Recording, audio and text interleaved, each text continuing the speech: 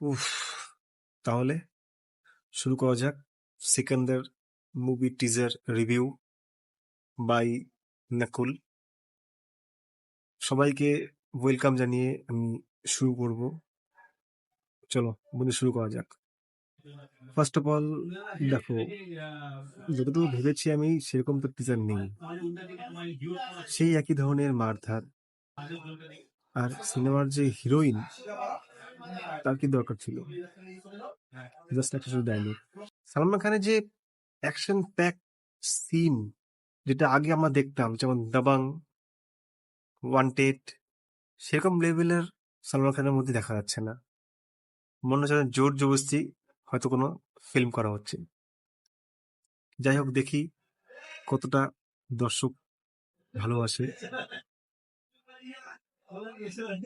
এত আওয়াজ ফ্রেন্ডস, আমার তো স্টুডিও নেই, তাই এখানেই বসে করছি অন্য জায়গায় একটা। তো আশেপাশে ব্যাকগ্রাউন্ড একটু আওয়াজ আসতে পারে, প্লিজ ইগনোর। যতটা আমরা দেখেছি পুষ্পা, মার্কো, যে অ্যাকশন সিকোয়েন্স গুলো, সেরকম কিছু নেই। শুধুমাত্র কয়েকটা ডায়লগ দেখতে পেলাম সালমান খানের মুখ থেকে। সেই ডায়লগটা এমন দমদার ছিল না যাতে গুজ বাম্পস চলে আসে। ঝুঁকেগা নেই সালা, এরকম একটা ডায়লগ দিলে খুব ভালো হতো। যদিও যদিও টিজার তো, টিজার দেখে তো সবকিছু বলা যায় না। যাই হোক, দেখবো কতটা ভালো হয় সিনেমা।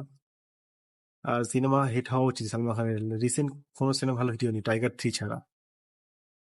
তো আশা তো করি যাতে সিনেমাটা হিট হতে সালমান খান আবার আমাদের মধ্যে চলে আসুক, সেই আগের পুরনো সালমান খান, ওয়ান্টেড ভাইজান আমাদের। আমি তো যাবো ফার্স্ট ডে ফার্স্ট শো। তোমরা কবে যাবে বলো? প্লিজ এরকম ধরনের রিভিউ পেতে গেলে প্লিজ তোমরা লাইক করো, শেয়ার করো, সাবস্ক্রাইব করো, বেল আইকন ক্লিক করে দিতে হবে। যদি এরকম নেক্সট টাইম কোনো ভিডিও বানাবো তাহলে তোমাদের কাছে প্রথমেই পৌঁছে যাবে। So please subscribe my channel. Thank you.